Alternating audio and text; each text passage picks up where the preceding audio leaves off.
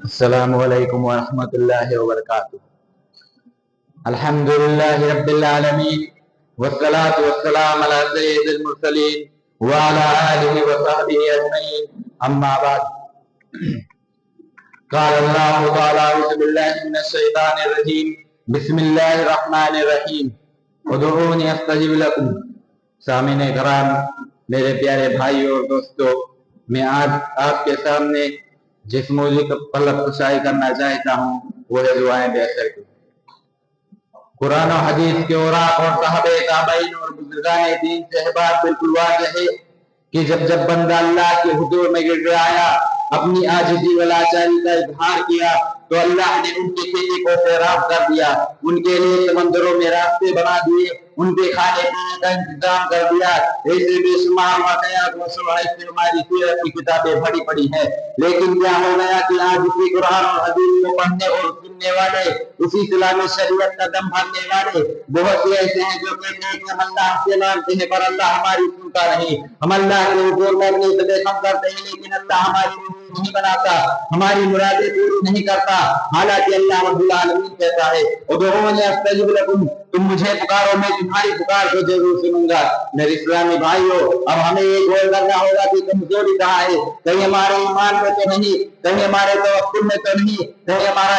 اسلامی نظام حیات تو نہیں بدل گیا، کہیں ہم شریعت محمدیہ سے دور تو نہیں چلے گئے، کہیں ہم نے غیروں کی طرز حیات کو تو نہیں اپنا لیا، تو واضح ہو جائے گا کہ ہم شریعت محمدیہ سے دور نکل چکے ہیں، شیطان کی پیروی ہم کرتے ہیں، جھوٹ ہم بولتے ہیں، رشوت ہم دیتے ہیں، زناکاری و بدکاری ہم کرتے ہیں، فحاشی و بے حیائی میں ہم غیروں سے بھی دو قدم آگے ہیں، تو کہاں سے ہماری دعائیں قبول ہوں گی، کہاں سے ہمارے دل و زبان میں اثر پیدا ہو گیا۔ لیجیے حدیث سنیے اور اپنا جائزہ لیجیے۔ ابو ہریرہ رضی اللہ عنہ بیان کرتے ہیں کہ نبی کریم صلی اللہ علیہ وسلم نے ایک ایسے شخص کا تذکرہ کیا جو ایک طویل سفر کی وجہ سے اس کے بال پورا گندا اور جسم غبار آلود تھے، اس حالت میں آسمان کی طرف ہاتھ بلند کر کے یا ربی پکارتا ہے، لیکن کیا ہے مطعم حرام، اس کا کھانا حرام، مشرب حرام، اس کا پینا حرام، وغذی بالحرام، اس کا جسم حرام سے بڑا ہے، فَأَنَّ اسْتِجَابُ لَهَا، تو اس شخص کی دعا کہاں تک قبول ہوگی؟ میرے اسلامی بھائیوں، آپ نے آدم علیہ السلام کا واقعہ تو سنا ہی ہوگا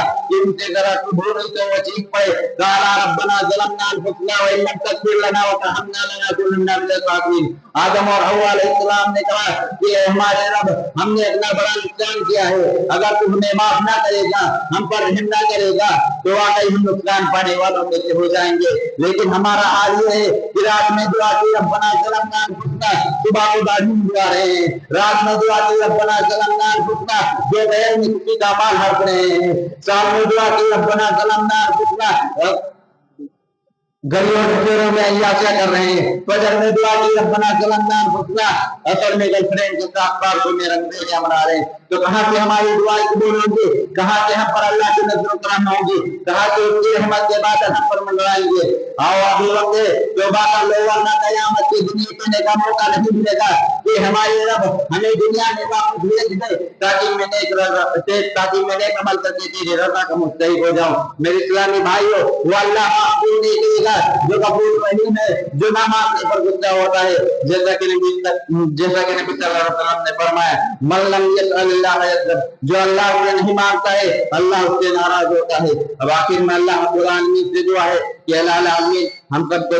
خلوص اللہیت کے ساتھ دعا کرنے کی توفیق دے، آمین۔ وآخر دعوانا الحمدللہ رب العالمین۔ السلام علیکم ورحمۃ اللہ۔